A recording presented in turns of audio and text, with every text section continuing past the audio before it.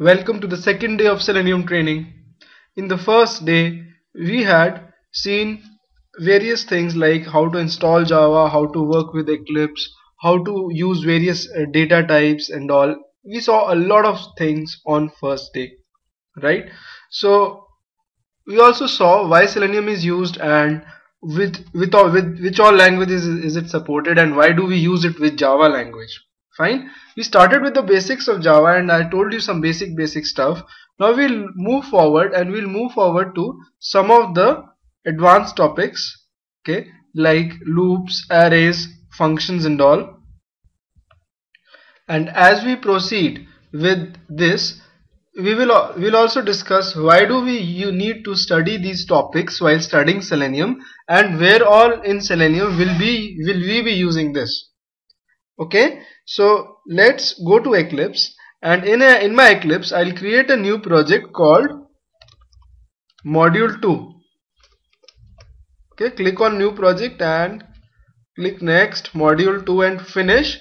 So this will create a new project called module 2. Inside it again I have a source folder. Okay, inside the source folder I can create as many Java files as I want to create. Okay, so I write over here, right click, new class, and I name my class as concatenation operator. Okay, now I'll tell you about concatenation now. What is concatenation in Java? Okay, suppose I write over here that I have a string called x equals to, in double quotes, hello, fine, and a string called y equals to, in double quotes, world. Okay, and I want to type hello world in one line. Okay, so I can write system.out.println x plus y. Plus is the concatenation operator. We saw in the previous class as well, we were concatenating various strings and the numbers and all, everything. Okay, if I have two integers, int a equals to 100 and int b equals to 200, and after that I write over here system.out.println a plus b. So the result out here would be, when I run the code, it will print hello world and 300. It will add a and b. Okay, but there is a catch over here. Okay, if you write system.out.println a plus b plus x plus y, okay, and you write system.out.println x plus y plus a plus b, okay, and you run the code, you look at the last two lines of output, they are pretty different. They would not be up to your expectations. The first line over here, a plus b, will add a, then concatenate it with x, then concatenate it with y. So this prints 300 hello world over here. Okay, but the next line, the execution starts from the left side, x and y are concatenated, and then it is concatenated with the value of a, that is 100, and then it is concatenated with the value of b, that is 200. So there is a potential difference between these two lines.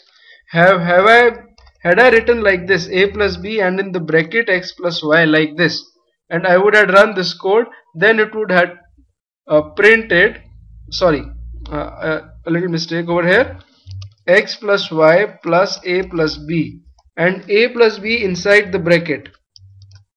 And if I would have executed this, it would have printed hello world 300. Now I have to give it in brackets. Okay, so you can get an error while working on Selenium, and you might get confused when you are trying to print something, your test data or whatever it is, right? So you have to be very careful while using the concatenation operator. Okay, it never adds up directly, okay, especially with strings, right? So now we will move further and we will look at loops. Till now whatever I am teaching you is present in almost all the programming languages. Okay, the real Java will actually start from the module 3, that is when I cover object oriented programming concepts. Alright, so now let's move further and move to loops. I'll take up the example of while loop. You must have studied while loop sometime in your career, maybe in your college times, or if you had been a developer, right? But if you don't know about while loop, don't worry, I'll take it from the very beginning. Okay, while loop. In while loop, the first thing which we do is we initialize a variable. This step is known as initialization.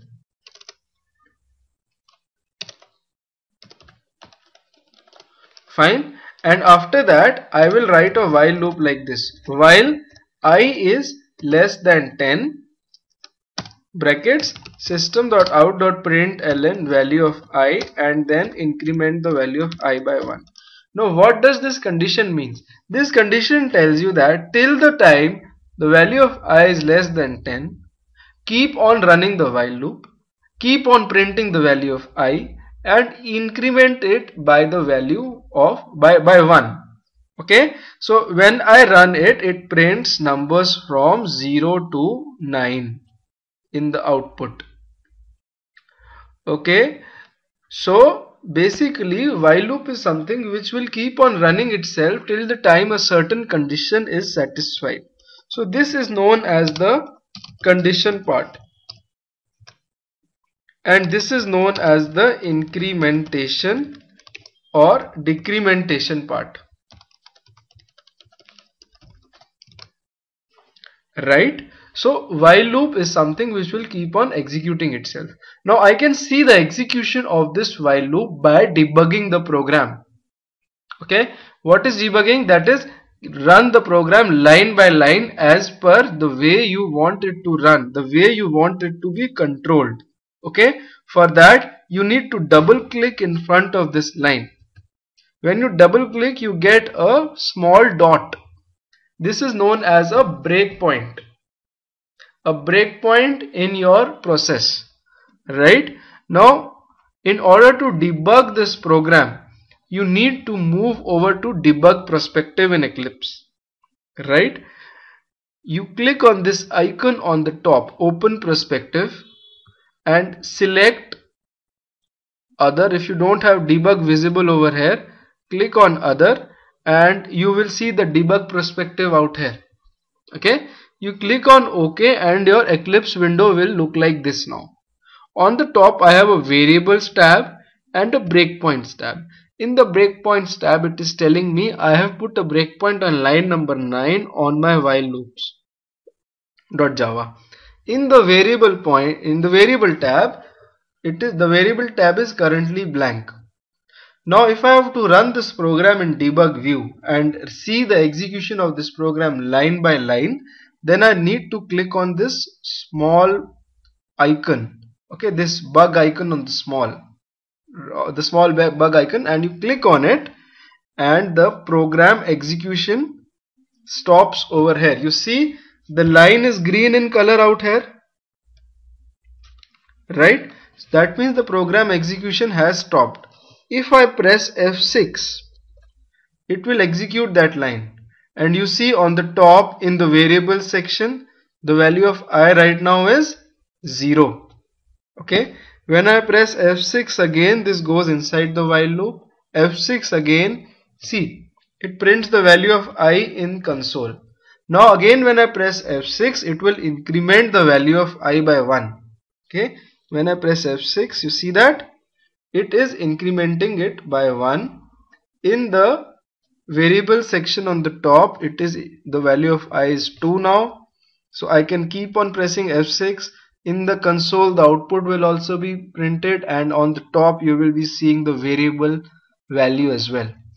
Now debugging is very strong, it is very powerful concept, and you need to learn it, because while writing your big Selenium scripts, when you automate your test cases, you can get an error. To resolve that error, you will need to debug your program. You will need to see the execution of your program line by line. Okay, so now this is the breakpoint which I have established, or the debug point. Okay, I will again run it and the control stops over here. When I press F6, it runs line by line. Right, Now suppose I don't want to run it line by line. I want it to run normally, just like a normal Java program. So for that you press F8. If I press F8, it will just run normally and terminate. Okay, so this is very powerful. I have taken it on a very small example. Okay, you can actually, when you make big scripts using Selenium, you will actually come to know where exactly the practical usage is. Fine, I will move back to the old perspective, that is the Java perspective. When I click on this, we will get the old window, right? So this is a simple while loop. Instead of writing I equals to I plus 1, I can also write I plus plus. This means post increment operator. That means the value of I has to be incremented by 1. That means increment the value of I by 1. It is one of the same thing. There is a little difference. We'll look at the difference in some time. Fine. Now I can also initialize the value of I with 10 and give the condition that till the value of I is greater than 0, keep on decrementing the value of I, and when I run this will run it in the opposite order from 10 to 1.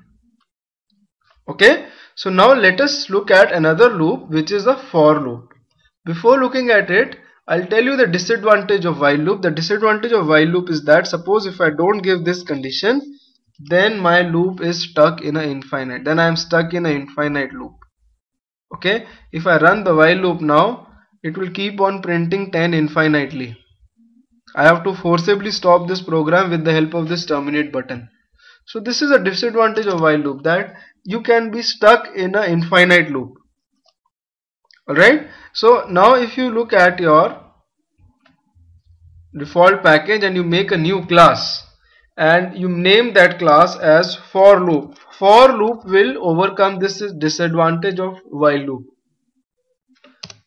Right, you can write over here a for loop like this: for int I equals to 0 semicolon I less than say 10 semicolon I plus plus.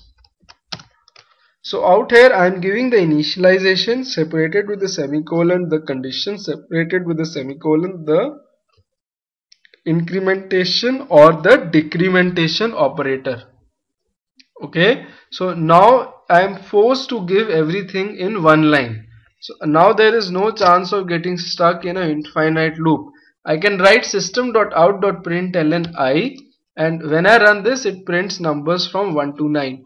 The basic motive for both the loops is same, but the syntax is different. For loop is more famous than a while loop. Okay, for example, I have to write a for loop to find sum of first 100 numbers. Okay, I can simply say that int sum is 0. I can assume that sum is 0 in the beginning. Then I can write a for loop for int n equals to 0 semicolon n less than say 100, because less than equal to 100, because I have to find the sum of first 100 numbers, semicolon n plus plus. And inside the for loop you can simply write sum equals to sum plus n, right? And after the for loop you can write sum of first 100 numbers is, I can concatenate it with the value of sum. Right, now when I run this will print sum of first 100 numbers is 50-50. How did this logic work? How did this happen? You can debug the program for understanding this. You can put a breakpoint in front of this line, double click in front of this line, go to debug perspective, okay, and debug the program. The control will stop on this line. Right, when you press F6, the control will, the one line will run, this line will run. You see the variable state on the top, the value of sum is 0, the value of n is 0. Okay, so 0 plus 0 will be added here and the sum will be 0 now when the loop runs for the first time. Now when the loop runs for the second time, the value of n will be 1. and the value of sum will be 0. So 1 will be added with 0 and the value of sum will now become 1. Now the value of n will become 2 and 2 will be added with 1. So sum becomes 3. N will become 3 now. 3 will be added with 3. So sum becomes 6. N becomes 4. 4 plus 6, 10. So in this manner, the sum each and every time it gets updated with the latest value. If you press F8, it will run normally like a normal Java program and end, right? So just remove the breakpoint from here, right, and press F8 because every time it is stuck it gets stuck on the next breakpoint. Okay, so that I mean to say that if I put a breakpoint here and I put a breakpoint here, I put two breakpoints, fine, I run the program in the debug mode, the control stops on this line. If I press F8 now to run it normally, it will run normally, but it will stop on the next breakpoint. See that it stopped on the next breakpoint. It was quite fast. Fine. Okay, let me take it over here. Suppose on this line I write system.out.println x. Fine. I put a breakpoint here. So I have two breakpoints. When I debug the program, the control stops on the first breakpoint. If I press F6, it will run line by line. But if I press F8, it will stop on the next breakpoint. And again, if I press F8, it will terminate because there was no breakpoint after this. Okay, so let's move back to the Java perspective. So this is a simple program on your for loop. Okay, that is a for loop to find sum of 100 numbers, a for loop to print first 10 numbers, right? Now I have given lot of exercises when you log in into your account. Okay, let me log in.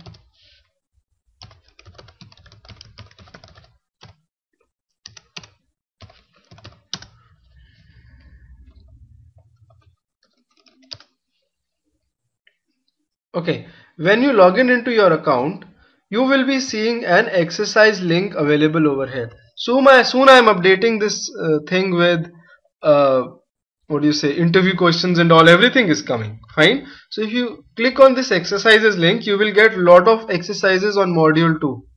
Okay, you can go and practice these exercises. The exercises will be there on the loops and all, everything. Right. Now some practical examples on loops. Let us see one practical example, that is how can we use loops with Selenium. Where will we be using a loop in Selenium? Okay, suppose I have an Excel file. Okay, I have an Excel file like this. Say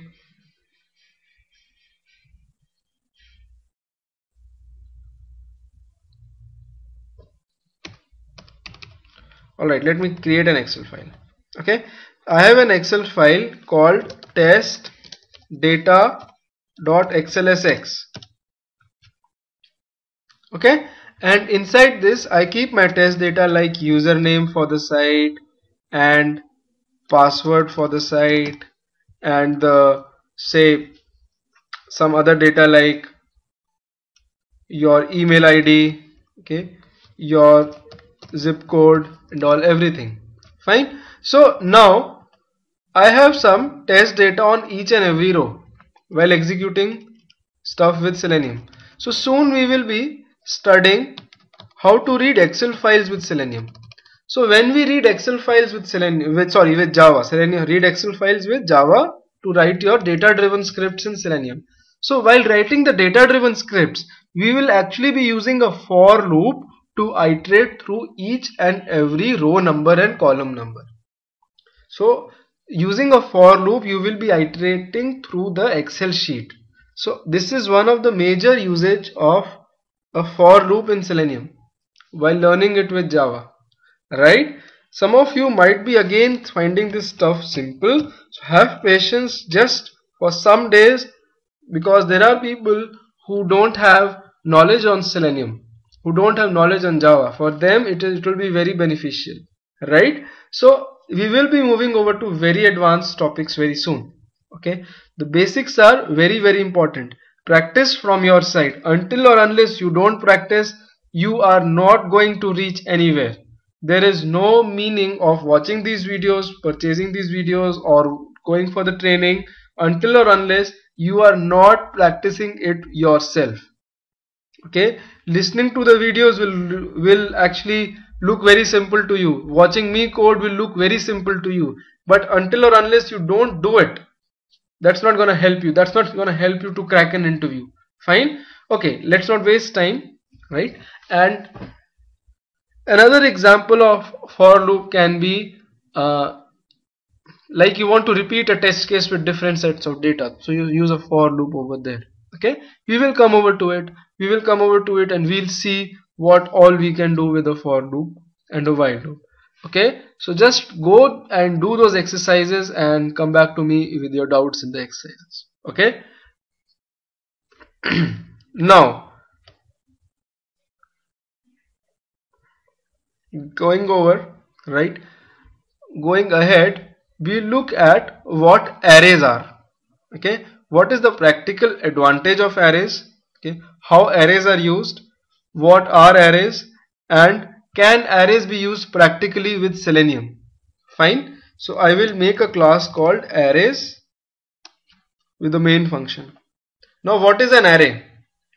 Okay, suppose again I am having lot of data with me when working with Selenium. Okay, I have a username, password, email, and zip code.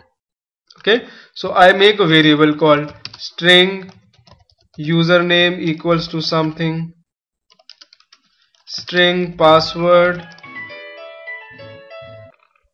I would request you to please keep your microphones on mute. Fine.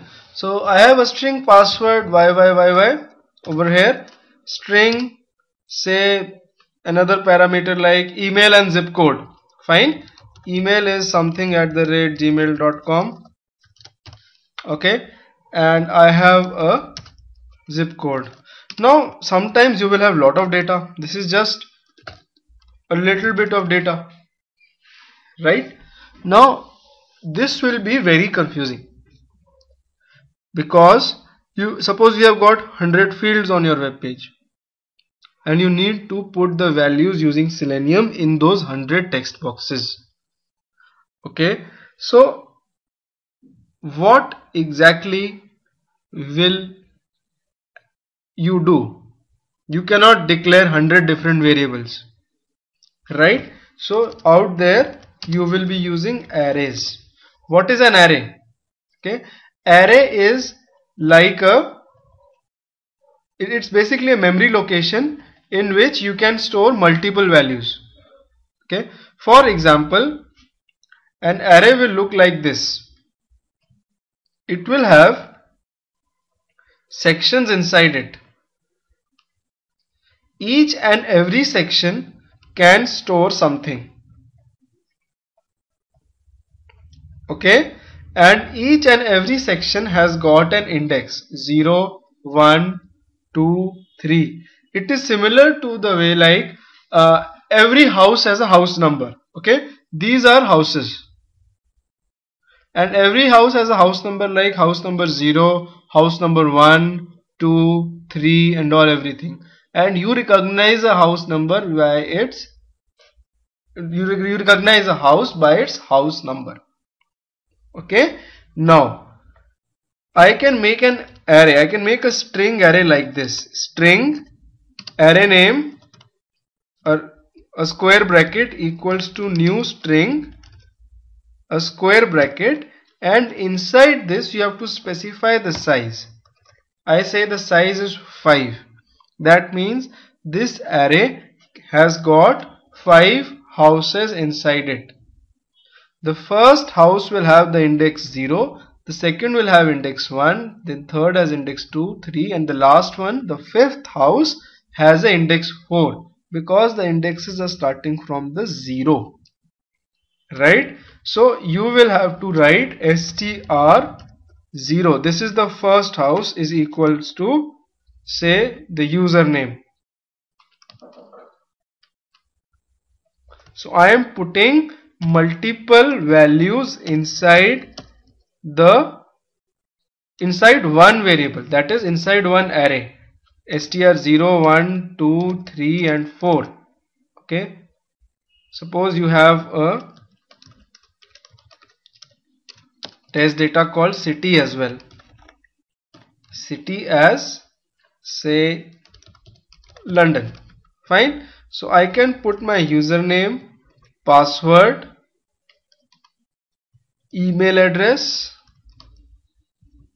a zip code and city name inside the array. Okay.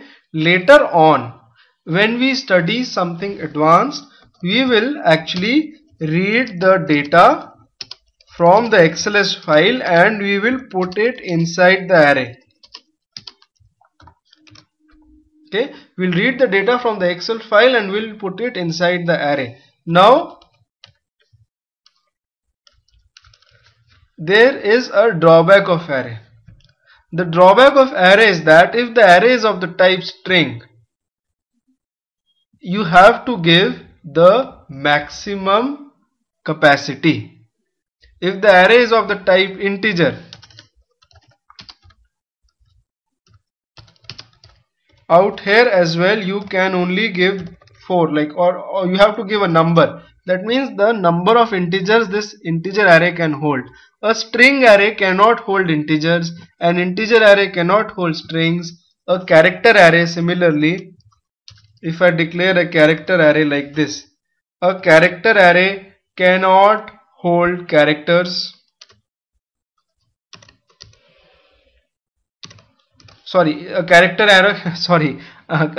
array cannot hold integers, it cannot hold strings. Okay, so an array is for a particular data type. Okay, you cannot store cross data types. There's a solution for that, I will tell you in some time, but one of the major drawbacks is the size of the array. Sometimes you don't know the amount of data which you will be reading using Selenium. Okay, suppose, for example, giving you a practical example is that suppose you search for say, you go to cathaypacificairlines.com, you go to airline website and you search for flights between two different stations. You want to fly from, say, New Delhi to London, right? And you want to select the flights between different locations. You want to see the flight between different locations. Okay, now suppose the system gives you 100 flights and you want to put the prices of all the 100 flights into an array using Selenium. Okay, so basically Selenium should be reading the cost of the flights from the application and it should be putting the costs of the flights which are coming into the array. Now you don't know how many flights will come. Suppose in the first search you get 100. I search it tomorrow, I get 50. Day after tomorrow I get 150.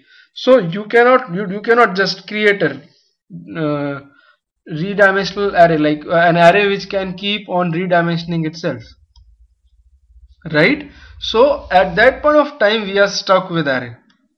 But as far as your test data is concerned, you can definitely keep your test data inside an array, because most of the times you know how big your test data is going to be, what all fields you require in your test data, right? Now about this array, some of the features of arrays, that is, if I want to find the length of the array using coding, okay, then I have to write system.out.println str.length and run this. This will print 5, that is, the string array str array is of the 5 length. And if I write system.out.println I.length integer array.length, it will print 4. That is, the length of integer array is 4. If I want to print all the elements of this array, of the string array, I can write a for loop. Okay, I can write for int x equals to 0 semicolon x less than str dot length and x plus plus. That means the value of x will go from 0 to the length of the array. Okay, to 1 less than the length of the array. Why am I starting x from 0? Because the first index in this array is at the 0th index. Okay, and I will simply write system.out.println str in the square brackets. I will simply put x. So when you run the loop for the first time, okay, when you run it for the first time, x will be 0, so str 0 will be printed. When you run it for the second time, x will be 1 and str 1 will be printed. Okay, so when you run this, it prints the whole array, right? Similarly, talking about this integer array, I can give numbers in this. I can write I0 is equal to 300, I1 equals to some number, and I2 equals to some number, I3 is again some number, right? So 0, 1, 2, 3, these are few indexes inside the index array, inside the integer array, right? And I can also write a for loop to print this integer array. Similarly, I can write for int y equals to 0, y less than the integer array I dot length and y plus plus, and you can simply write system.out.println I bracket y. I is the array, y is the number which is incrementing itself. When I run this, this will print the integer array as well. If I want to print the integer array in reverse, that is, the last index should be printed first, then the second last, then the third last, right? So I have to start y with the length of the array minus 1, because the last index will be length minus 1, right? Because the indexes start from 0, and y should be greater than equal to 0 and y minus minus.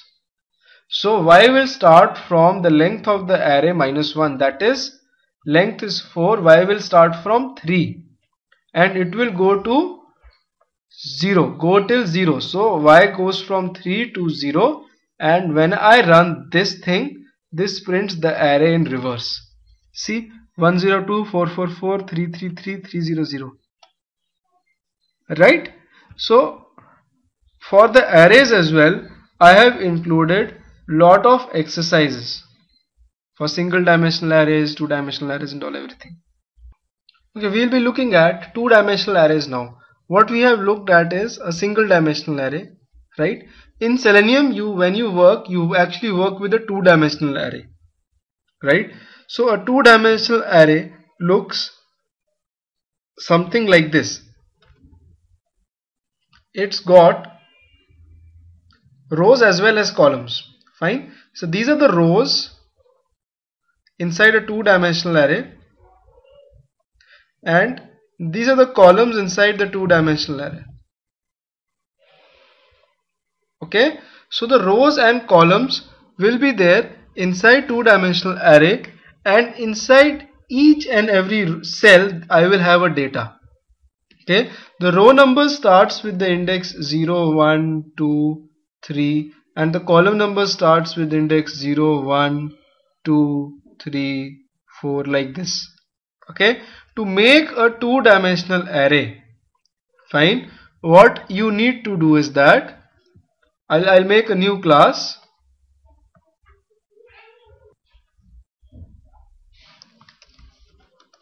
two dimensional arrays. Now I'll make a two dimensional array like string x equals to new string say 3 comma 3 or 3 comma 4. So what does this represent? This represents that this is a two-dimensional array with 3 rows and 4 columns. Alright, so out here these are the rows and these are the columns. I'll just note it down for you so that when you download the code you don't have any difficulty in understanding it. So these are the number of rows and then come the number of columns. Okay, so in my two-dimensional array I have got 3 rows and 4 columns. I will initialize the values inside my two-dimensional array. I will write x. First I will initialize my first row. Right? I will keep on initializing one row at a time for this two-dimensional array. So the row number 1 has the 0th index. Right? Suppose this is the row I want to initialize. So this is 0 comma 0, 0th index, 0th column. This will be first row, second column. This will be second row, first column. This index will be 0th row, 4th column. So I will have to initialize like this: 0th index, first column equals to A. Right? I put the letter A inside it. Since I have got 4 columns, 0th row, 0th index is A, 0th row, first index is something different. So what I have done is that I have created a two-dimensional array. In the first row of that two-dimensional array, right, having 3 rows and 4 columns,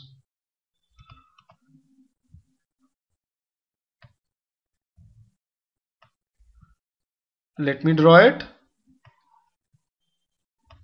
Right, I have A over here, B over here, C here and D out here. So this is the 0th row, 0th column, first column, second column and third column. Right? Now similarly, after this, why this is used in Selenium, I will talk about it in some time. What's the practical usage? First let us see how to put values inside it. Similarly, I can put values in the second row as well. Right? That is the row 1, 1, 1 and 1. Okay. A1, B1, C1 and D1. So what this will do, this will put A1 over here, B1, C1 and D1 over here. And this is the next row. Similarly, I can initialize the next row as well, the third row, by just incrementing this index. Bear with me, it's taking a little bit of time, but there's a logic behind this. Why am I doing it? You'll soon understand. Right? So this is a two-dimensional array having 3 rows, 4 columns. Right? Now, the first thing, in Selenium, why do we use a two-dimensional array? I just showed you an Excel file. When we read this Excel file in Selenium, we actually read it inside a two-dimensional array. The Excel file will read the Java code will read this Excel file into a two-dimensional array. Okay, so that's how we work with it. We don't read the Excel file cell by cell. We don't take that headache. We see, okay, fine, this is my test case for login, get the data for login. So for getting the data, we'll write some Java code which will read the Excel file and we will put the whole data into a two-dimensional array. Right? And then my test cases will be reading the data from that two-dimensional array. Right? We'll go into the detail of that very soon, but for time being, just understand, to read your data, this is very important. Okay, now how to print the two-dimensional array? I need to write a for loop which can actually print each and every value from this two-dimensional array. So for that, First of all, I will have to print the number of rows in this array. Number of rows can be printed by simply writing system.out.println. I will write rows are concatenated with the value of x dot length. Okay, if I run this will print rows are 3. X dot length will give you the number of rows in this two-dimensional array, and number of columns. Then you have to write system.out.println columns are x0 dot length. That means the number of columns in the first row. If I write x1 dot length, number of columns in the second row. x2 dot length, number of columns in third row. Now in our two-dimensional array, we have same number of columns in every row. In Java, you can make two-dimensional arrays with different columns, different number of columns in every row. You can make it, but we generally don't do it in Selenium. Okay, so when I run this, number of columns are 4. Okay, so this gives you a very basic thing, that you know number of columns and number of rows in your two-dimensional array. Right, now you need to print each and every value present in this two-dimensional array. Right, so you write a for loop again. For int row number equals to 0, because we want to start from the first row, semicolon, row number less than the total number of rows, semicolon, row number plus plus. Right, so this for loop, what it will do, when it runs for the first time, it will go for the first row, then it will go for the second row, then it will go for the third row. Right, so inside this for loop, I will have to write one more for loop for iterating the columns. So I will write like this: for column number is equal to 0, semicolon, column number should be less than, int column number should be less than x, that is the array name, row num, or simply, let's make it simple. I will take an integer over here. Int number of rows are equal to x dot length,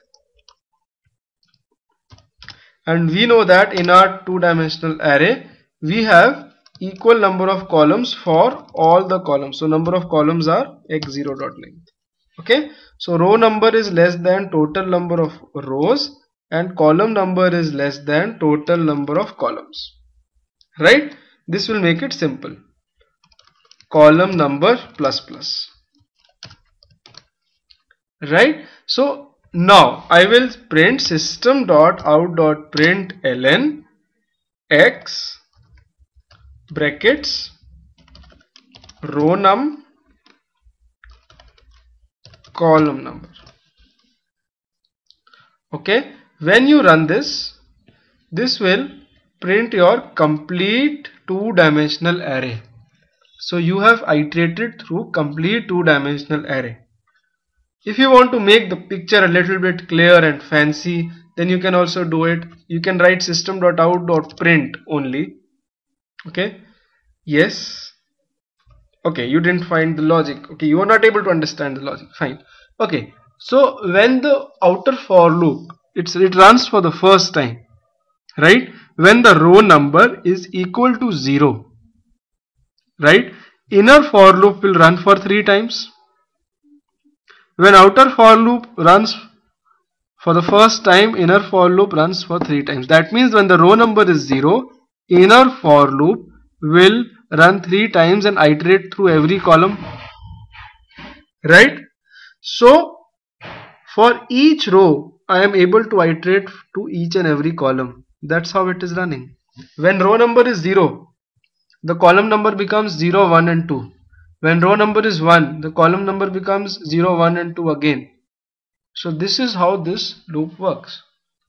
So I will write over here system.out.print, along with that concatenated this sign, okay, and in the end over here I will write system.out.println, that is print, move the cursor to new line. This will not move the cursor to new line because I have just written system.out.print. I discussed this in module 1. Print will not make the cursor move to next line. When I run this, it prints the two-dimensional array in a very smart way, right? In a way which is very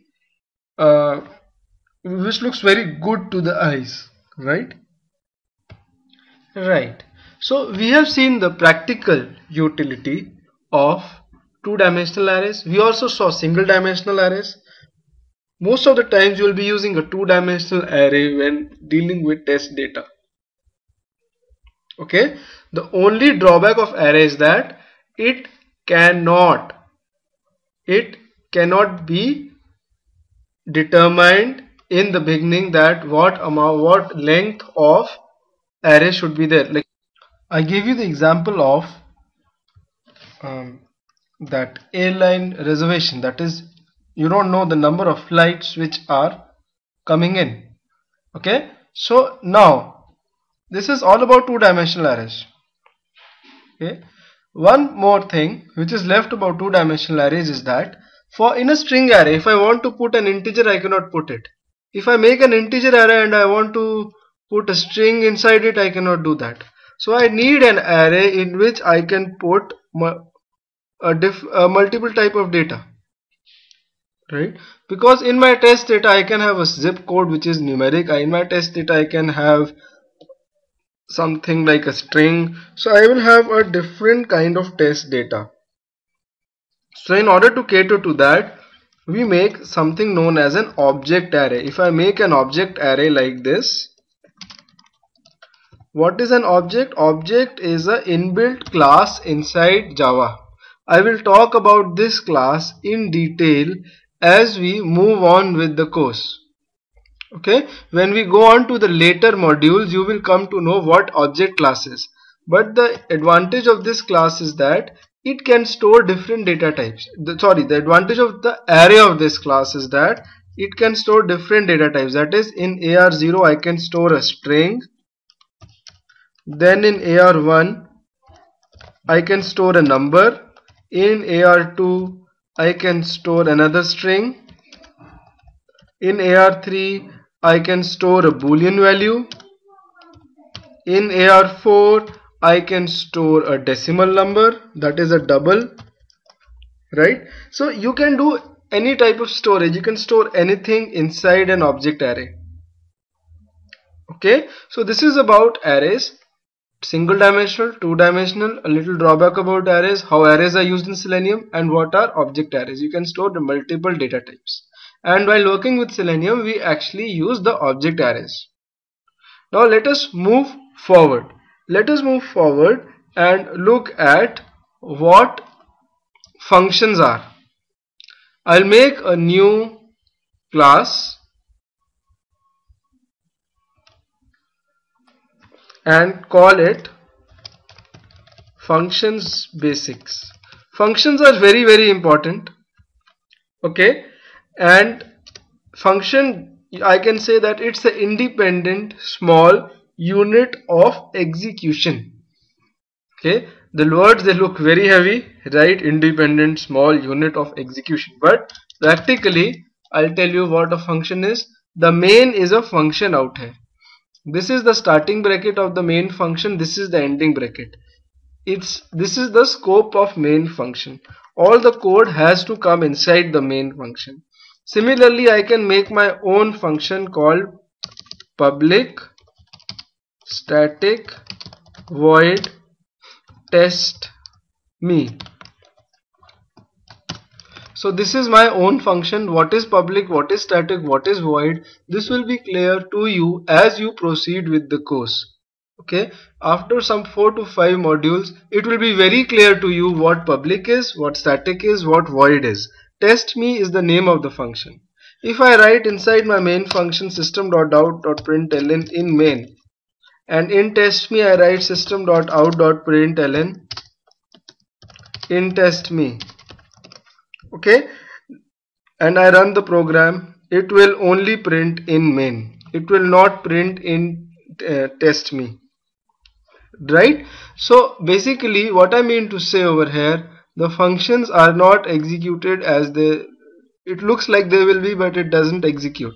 Fine. And a function is inside the class body. All the functions should be inside the class body. They should be parallel to each other. You cannot make a function inside a function.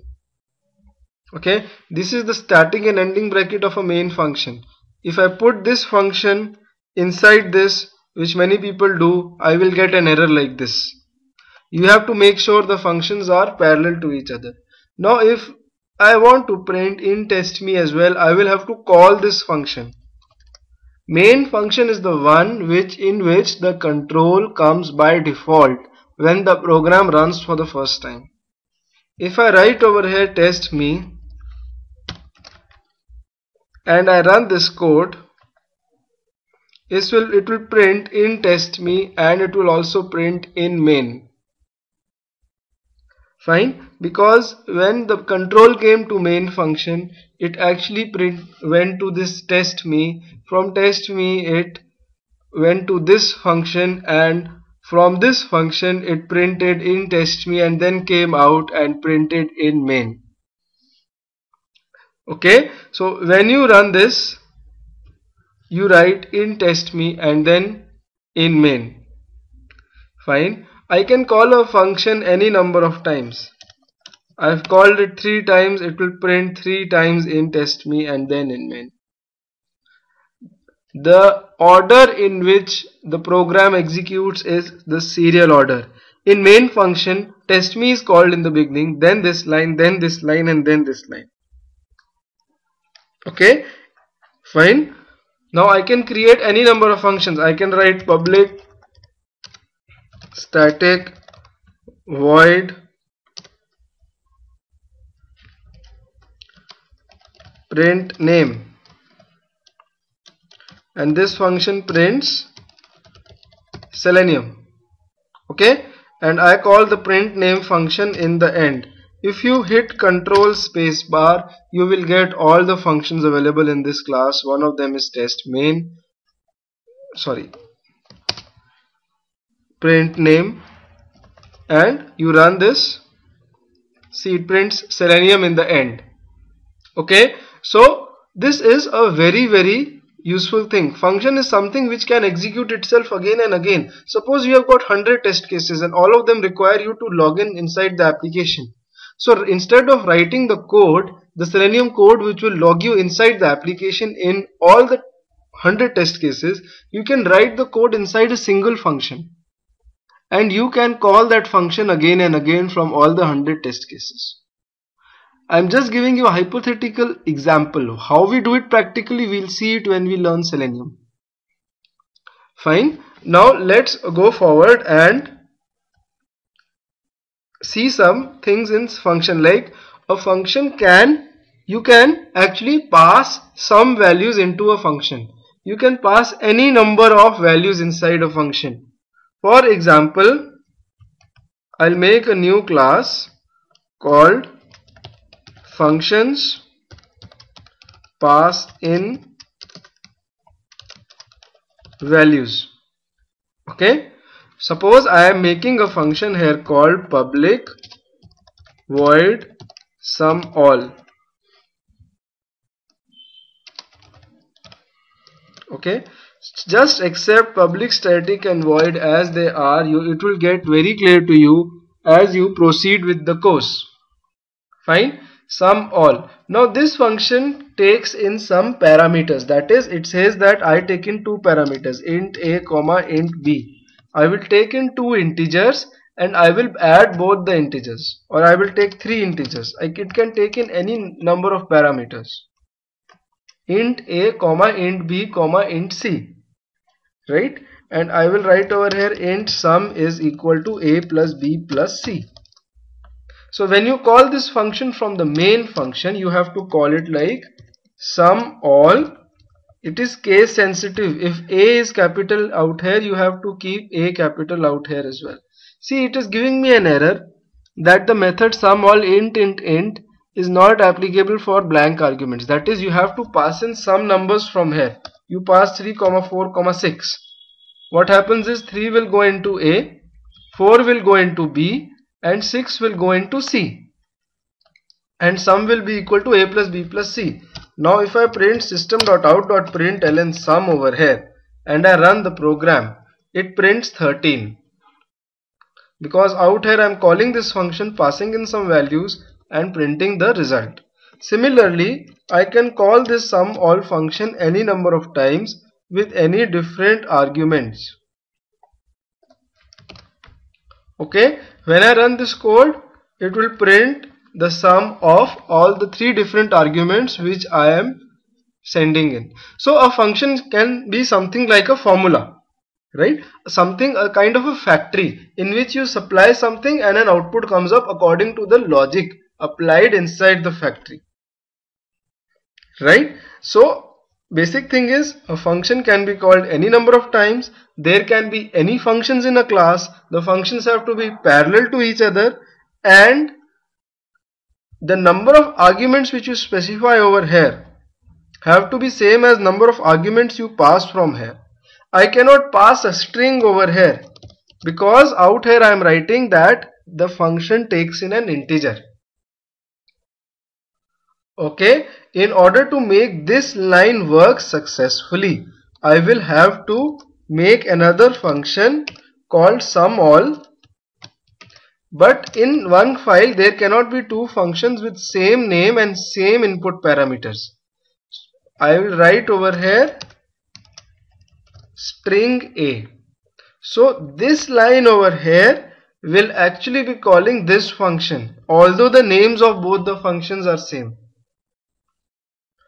Okay, so this is just a small example of functions. Now if I declare inside this function int temp variable is equal to 100. Now this variable out here is known as a local variable. Okay, local variable means that the life or the visibility of this variable is only inside this function. Similarly, sum is also a local variable. I can use the sum variable only inside this function. If I write system.out.println sum in sum all, the second function, then I will get an error over here saying that if you move your mouse over the error, sum cannot be resolved to a variable because the life of this sum variable is only inside this sum all function. It's not there in this function. Okay, so you have to be very careful while using this function and the variables. The life of the local variables are only inside the function. In my main function, if I declare string country equals to India, then this variable over here will only be having the life inside the main function. I cannot access this country variable in some all function or some other function, right? So you need to be very careful with this. The local variables can only be accessed inside the functions in which they are declared, right? Now a function can also return back a variable or return back a value. For example, I call the sum all function. Whatever the result is, I want to check whether that result is greater than 100 or not. Okay, and if it is greater than 100, I want to print result is greater than 100. If it is less than 100, I want to print result is less than 100. Right? So out here you see the void written in the beginning of the function. This void is the return type. Void is the return type. A function can accept any number of arguments, but a function can just return one value. If the function wants to return a value, for example, I want the sum to be accessed inside the main function. When I call this function, I want that the function should send me back the sum of the three variables so that I can check whether the sum is greater than 100 or not.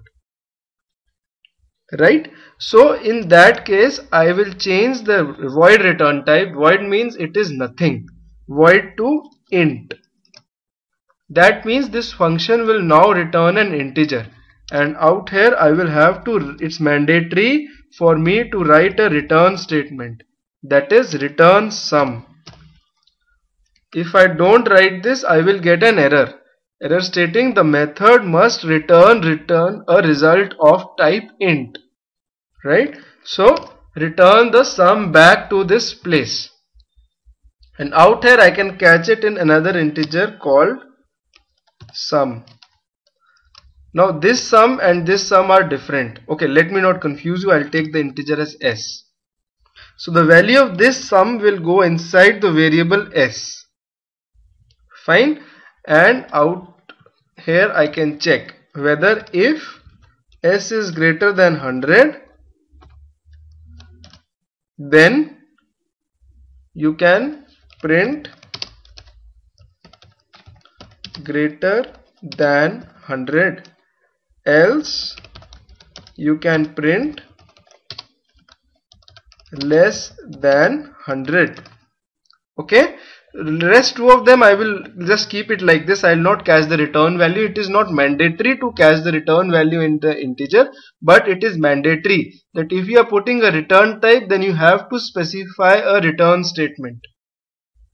Okay, when I run this, this prints that sum s is less than 100, and along with it I will also print the value of sum, that is value of s.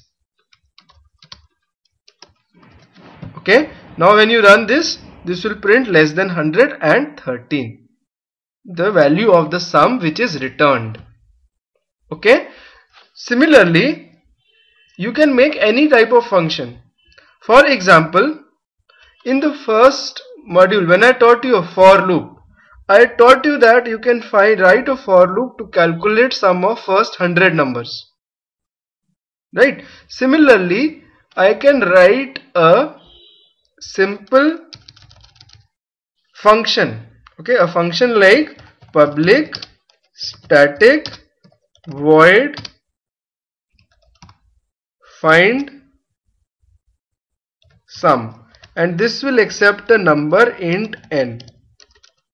Whatever number you pass into n, that is if I pass 100 to n or 200, it will find the sum of numbers from 1 till that number and return me back. So it should return me back, so the return type should be integer. Okay, so I will write over here int, okay, int n, int, I will declare that sum is 0 in the beginning, and write a for loop for int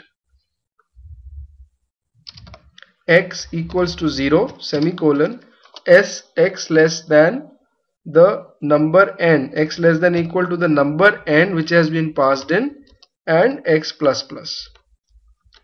Okay, and inside it you will write sum equals to sum plus x. Out there when we did the for loop, we hard coded 100 here, but out here we will write n, and then I will write return sum.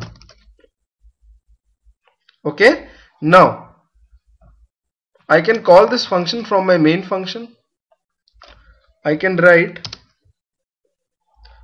find sum of first 100 numbers. Okay, rather I can directly put the value in the variable int x like this. Okay, then int x find sum of first 200 numbers, so I can print the sum, that is sum of 100 is plus the value of x and sum of 200 is plus the value of x again. So out here x will hold the sum of first 100 numbers, then 200. So first 100 is passed into find sum, so n will have 100, and this logic will find the sum of first 100 numbers and print it. Then second time n will have 200, and this logic will find the sum of first 200 numbers and print it. When you run this, you find that sum of first 100 number is 50-50, and sum of first 100 number is, first 200 numbers is 201-200. So this is a very logical thing and a very interesting thing. It's like a factory. You send something inside it and you get something out of it. Okay, right? Now for example, I'll make one more class called, suppose, utility functions. I'll take up functions in little detail. They are very important as far as Selenium is concerned. I will make a function. Now I will make a function which will actually generate a random number between, say, 1 to 10. Fine. It will, or 1 to any number n. Okay. You will make a function public static void or integer generate random number. You will pass on the number to it, int n. Fine. And it will return you back a random number between 0 to that number. Any random number between 0 to that number. Okay. So this can be done, or let's make it a little bit simpler for you guys. Because if I do this, it will be a little bit complex. Okay, you pass in a number n between 1 to 100. N should only vary between 1 to 100. That is, n should be between 1 to 100, and this function should return a number which is less than n. Okay, that is, suppose if I call this function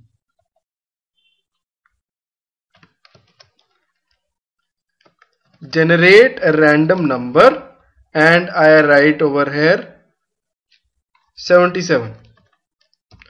So this function should return you back 77. Sorry, return you back a number less than 77. Okay. If I write 33, it should return you a number less than 33, any random number.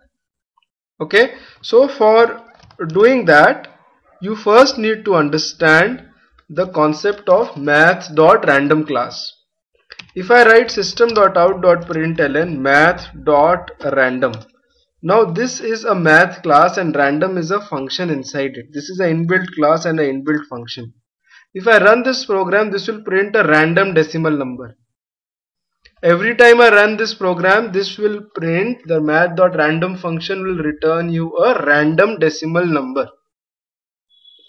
Okay, so we're gonna take advantage of this, right? If I'll just code in main method, later on I'll move to generate random. If I take this into double, random function returns you a double, which is a decimal number, which is a random one. Okay, I multiply the random number by 10 and return it and put the value in D, and I print the value of D. Then every time it will print a decimal number greater than 1, because math.random will return you a decimal number between 0, greater than 0 and less than 1. It will not return you a decimal number greater than 1. In order to make it greater than 1, you need to multiply it by 10. Now if I run this program, this will always print a number, a decimal number between 0 and 10.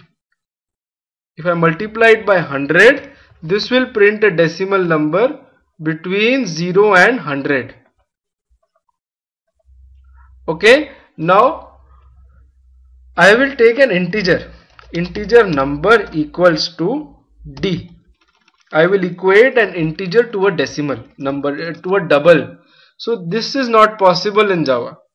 Java says that double cannot be equated to an integer, because double is something which is having decimal places and integer is something which is not having decimal places.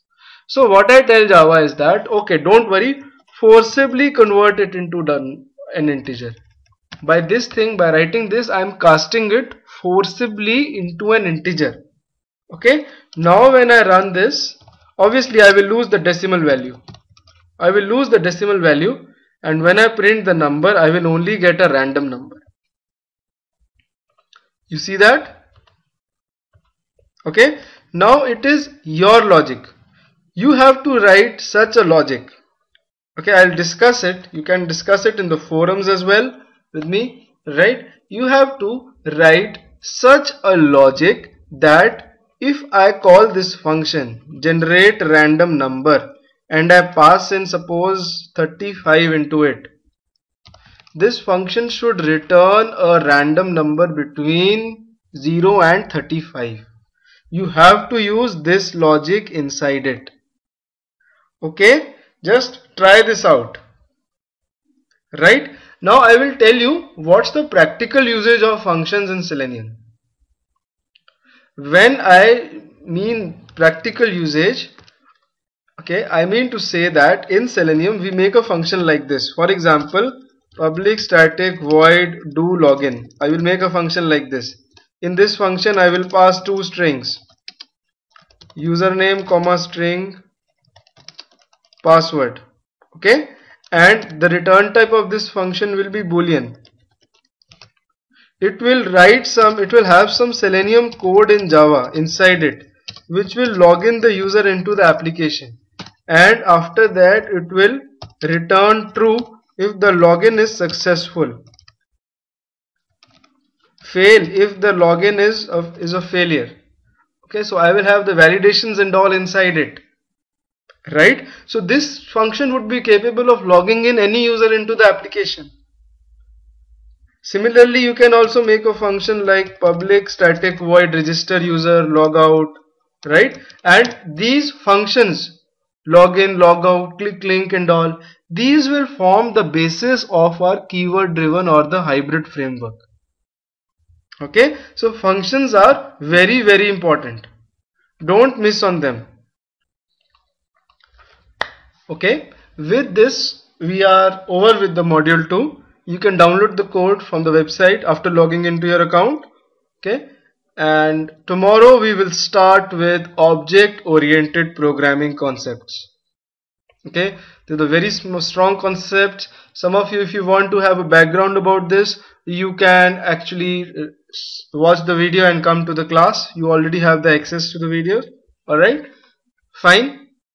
Thank you.